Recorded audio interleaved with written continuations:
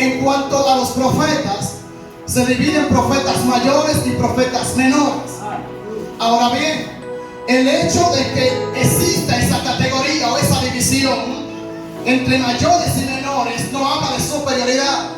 No habla de que los profetas mayores eran superiores a los otros en grado de magnitud. No habla de que ellos eran favoritos delante de Dios. Porque algo que yo he estudiado y algo que yo he entendido por la palabra es que en Dios no existen personas predilectas. En Dios no existen personas favoritas. En Dios hay siervos y siervas que están dispuestos a correr, que están dispuestos a avanzar, que están dispuestos a pelear la batalla de la fe, que están dispuestos a alcanzar las metas, que están dispuestos a agradar al Dios que los tomó, que están dispuestos a acercarse al Dios de los cielos. Y eso va a provocar una relación con el Espíritu de Dios. Eso va a provocar una intimidad con el Espíritu Santo. Y no quiere decir o no habla de que alguien sea más favorito para Dios, sino que esa persona logró tocar el manto de Jesús y logró establecer una conexión con el Padre que no todo el mundo logra establecer. Algo que yo estudié es que cuando la mujer tocó el manto de Jesús, dice que hubo un milagro porque ella provocó ese milagro. Nombre de Cristo es su nombre. Quizás muchas personas necesitaban un milagro en su tiempo, quizás otras personas querían un milagro, pero ellos no provocaron ese milagro. Alguien dice gloria a ti, alguien dice gloria a ti. Nótese que cuando la mujer tocó el manto de Jesús, dice que salió un poder. Jesús me preguntó, parece que alguien me tocó porque hubo un poder que salió dentro de mí. No fue que Jesús haya dicho que el poder saliera, sino que la mujer provocó que el poder saliera de Jesús. Yo creo que para recibir una manifestación de Dios, para recibir un milagro de Dios, tenemos que ponernos de pie y provocar que el Espíritu de Dios se mueva a nuestro favor y que el Espíritu avance.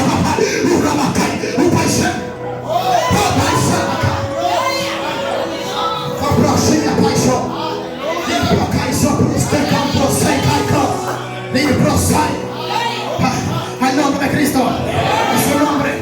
Pero yo creo que yo vine a hablar con alguien hoy. Creo que yo vine a hablar con un remanente. Creo que vine a hablar con un remanente que va a provocar que la mano de Dios se mueva a su favor, que va a provocar que lo que parezca imposible, el Espíritu de Dios lo haga posible en nuestra vida. Yo creo que yo vine a hablar con alguien que le va a decir al infierno, aunque tú no quieras que yo reciba mi milagro, yo lo voy a provocar, yo lo voy a provocar. Dios anda buscando gente provocadora. Dios quiere gente provocadora. Dios quiere que lo provoques para que reciba.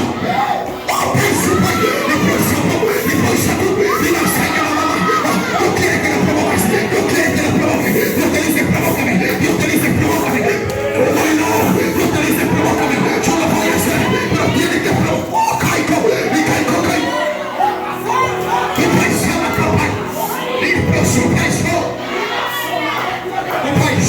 Entonces los profetas mayores no se le denomina por esta categoría, porque eran superiores a nosotros o tenían un grado espiritual superior. Se le denomina profetas mayores por la extensión de sus escritos. A los profetas menores se le denomina profetas menores porque sus escritos eran menos extensos, eran más cortos. Por eso nótese que los 4 profetas mayores, a saber, Isaías, Jeremías, Daniel y Ezequiel, y los 12 profetas menores, desde Oseas hasta Malaquías, sus escritos son menos largos, son más cortos. Entonces por eso esta designación de profetas mayores y profetas menores. Entonces no habla de superioridad.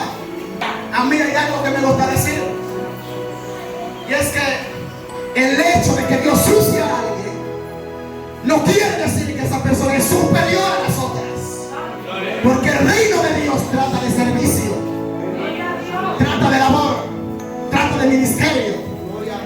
Entonces yo creo que deberíamos saber que mientras más lejos Dios nos lleve, más humildes tenemos que ser. Mientras más gloria y más unción, mayor humildad y sumisión. Mientras más poder de Dios, más tenemos que ser obedientes a la palabra de Dios. No podemos pensar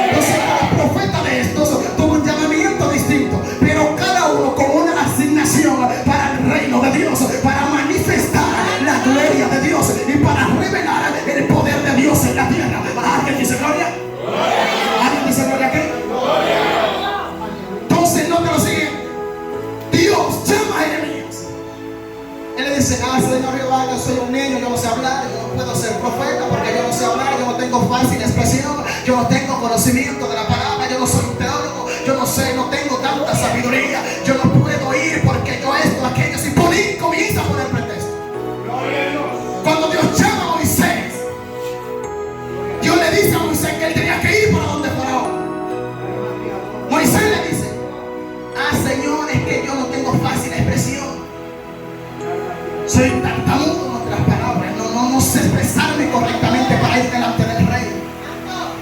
Y yo creo que yo vine a decirle a alguien aquí que la asignación de Dios, el propósito de Dios, no depende de tu intelectualismo, no depende de tu intelecto, no depende de tu fácil expresión o de tu habla, no depende de tu dicción, depende de la capacidad que Dios ha depositado en ti para revelar su poder en esta tierra. Por eso es que Dios confronta a Jeremías y Dios confronta a Moisés, y Dios lo que le dice es, a mí no me interesa que tú no sepas hablar, a mí no me interesa que tú no seas un teólogo, pero a mí lo que me importa es que yo voy a hacer lo que yo quiero hacer cuando yo lo quiera hacer y con las personas que yo lo quiera hacer. Por eso es que para Dios llamar a alguien, Dios no se va a basar en su intelectualismo, Dios se va a basar en que Dios marcó a esa persona. Por eso es que en el tiempo de Jonás había otros profetas, en el tiempo de Jonás había más profetas, pero Dios llama a Jonás y le dice, levántate, ve a Nínive, porque a ti yo te marqué para ir en contra de esa nación, para que le prediques a ellos y para que reveles su pecado, para que ellos se conviertan. Jonás trató de evadir el propósito o el mandato de Dios, pero al fin y al cabo tuvo que hacer lo que Dios le estaba diciendo. O sea, el hecho no es que hayan otros, el hecho es que Dios a ti fue que te marcó. Entonces a veces decimos, Señor, hazlo con otro, porque yo esto o aquello, pero creo que Dios le dice a alguien, no me importa que hayan otros, contigo es que yo lo voy a hacer, no me importa que haya más, contigo es que lo voy a hacer. Yo lo que le dice a alguien es, ya yo te marqué, y contigo es, y contigo y basaba un placer. Y yo creo que estoy hablando con gente aquí, yo lo que está tratando de decir es, al que yo marqué, yo lo he marcado para una asignación. Alguien tiene que entender que no es tiempo para estar sentado, no es tiempo para estarse sentado, es tiempo para buscar el rostro de Dios, porque Dios va a levantar un remanente en este tiempo que va a provocar un avivamiento. Yo me hice una revelación que tenía que ver con un avivamiento mundial. Tenemos que decirle a Dios, yo necesito ser participante de ese avivamiento y ser portador de la gloria de Dios. Alguien tiene que decirle a Dios, hazlo conmigo, Señor. Dios le dice a Jeremías, o Isaías le dice a Dios, yo voy a ir. Cuando Dios le dice, ¿a quién enviaré? Yo creo que necesitamos, Isaías, que le digan a Dios, aunque otros no quieran, yo voy a querer, aunque otros no quieran hacerlo, yo lo voy a hacer. Necesitamos, Isaías, que le digan a Dios, yo lo voy a hacer, yo voy a ir, yo lo voy a hacer, yo lo voy a hacer. Un próximo, cría, cría, soca, papá, ir próxima y novia, ría, tu país.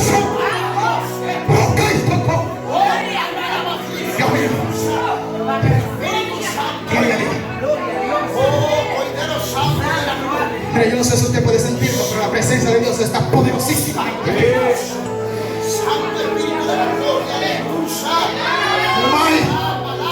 Dice el Espíritu de Dios.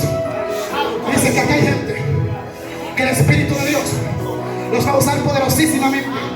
Incluso alguien recibe esta palabra. No sé si te lo ha revelado algo, pero el Espíritu Santo me acaba de decir que aquí hay gente que incluso van a pisar otros países. Oh my God, mi amada Shia.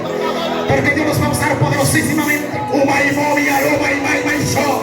Y de pronto cumpla y sida uva se. Prosto cupa y paisa. Paisa man. Y por su. Y con ucoy y pan. Y stop ay tu. Esto. Vamos. Ay. Y pues tu.